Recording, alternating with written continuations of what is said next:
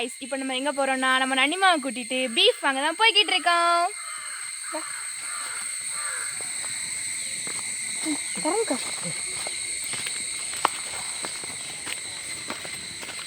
அப்படி நாங்கள் போவேலையே, நாங்கள் ஒரு வயல் ஓடையை பார்த்தோம்.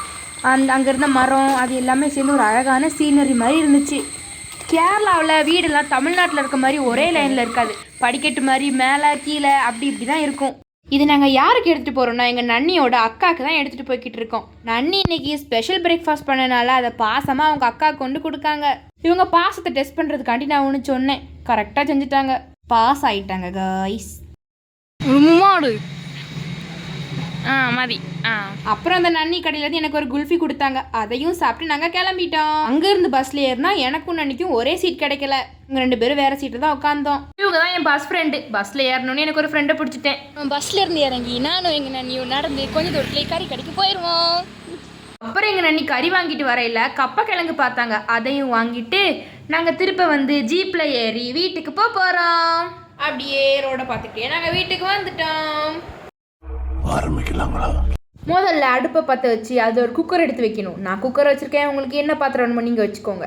அதுக்கப்புறமா கொஞ்சம் எண்ணெய் போட்டு வெந்தயம் போட்டு வேறு என்ன போடுவாங்க, இஞ்சி பூண்டு பேஸ்ட்டும் போட்டு லைட்டாக அதை வந்துட்டு வதக்கிக்கலாம்.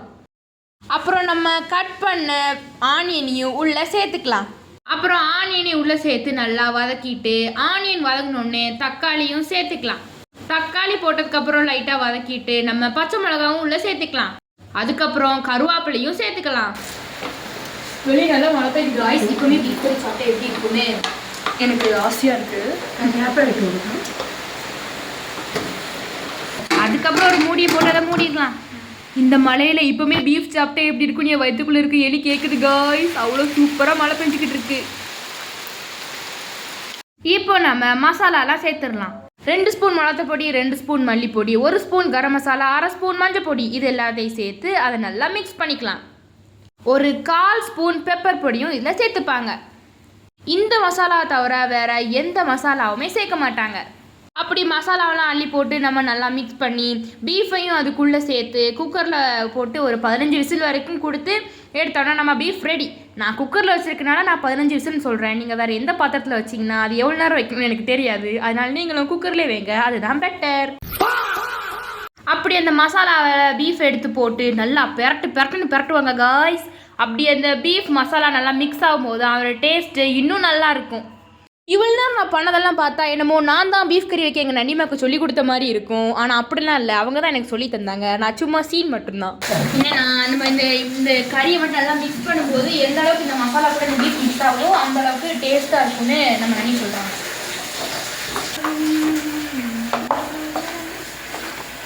இப்போ வந்து நம்ம இதை மூடி போட்டு வச்சோம்னா இதுக்கப்புறம் இதுலேருந்தே தன்னாலே தண்ணி வரும். அது வந்து நம்ம தண்ணி தம் இருக்கும்போது அதுலேருந்து வர தண்ணி வந்து இன்னும் டேஸ்ட். மழையிலே வெயில் பார்த்துருக்கீங்களா? வெயிலே மழை பார்த்துருக்கீங்களா? கேரளாவுக்கு வாங்க.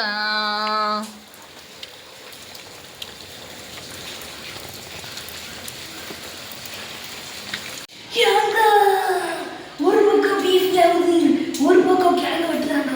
கேரளாவுக்கு வாங்க காய்ஸ். நம்ம நன்னி வந்து இப்படி கையில் வச்சு வேக வேகமாக வெட்டுவாங்க. நான் வந்துட்டு இப்படி தான் எங்கள் நன்னி கூட சின்ன பிள்ளையில் இருக்கும்போது தேங்காய் துருவினேன். எங்கள் நன்னி அவசரமாக துருவாது துருவி கையில் விரலில் கொஞ்சம் தோல் துருவி சேர்த்து உள்ள போட்டேன் காய்ஸ். இந்த மாதிரி நீங்களும் உங்கள் வீட்டில் பெரியவங்க பண்ணதை பார்த்து நானும் பண்ணுவேன், எதற்கு முடக்க ஏதாவது பண்ணியிருந்தீங்கன்னா மறக்காமல் கமெண்ட்டில் சொல்லுங்கள்.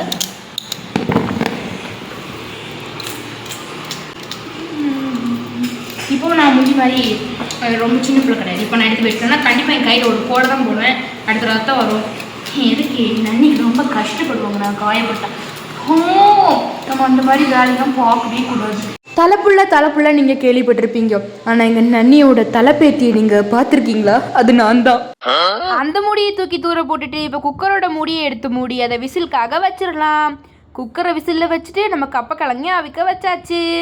கொஞ்ச நேரத்துலேயே விசில்லாம் போனதுக்கப்புறம் இப்போ நம்ம குக்கரை திறக்கலாம்.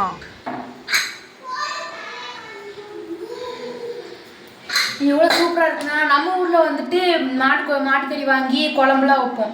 ஆனால் இந்த ஊரில் வைக்கிற மாதிரி டேஸ்ட்டும் வராது, ஸ்மெல்லும் வராது.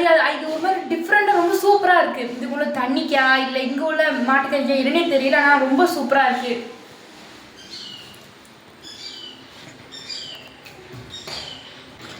குக்கரில் இந்த கறியை போட்டு நம்ம நண்டிமா வந்துட்டு 15 விசில் போட்டுருக்காங்க. இது வந்துட்டு கம்ப்ளீட்டாக குக் பண்ணி எடுத்துருக்காங்க.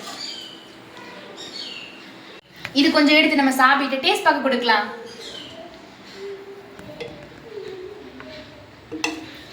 மேடம் இங்கே உட்காந்து ஹாயாக ஃபோன் பார்த்துக்கிட்டு இருந்தாங்க.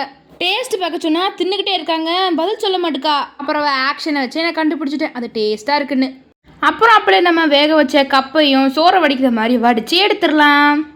அதுக்கப்புறம் கொஞ்சம் தண்ணியில் கொஞ்சம் மஞ்சள் பொடி, அதுக்கப்புறமா கொஞ்சம் மிளகாத்து பொடி, அதுக்கப்புறமா உப்பு, இது எல்லாத்தையும் சேர்த்து நல்லா மிக்ஸ் பண்ணி நம்ம அவிச்சு வச்சுருக்க கப்பையில் கொண்டு ஊற்றிடலாம்.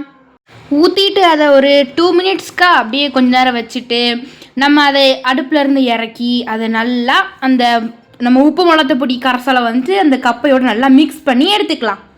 இப்போ சாப்பிடலாம். சுட சுட கப்பையோடு நம்ம செஞ்ச பீஃப் கறியை ஊற்றி சாப்பிடும்போது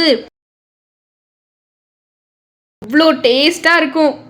மறக்காமல் நீங்களும் ட்ரை பண்ணி பாருங்கள். அப்போ அவ்வளோதான். Bye guys.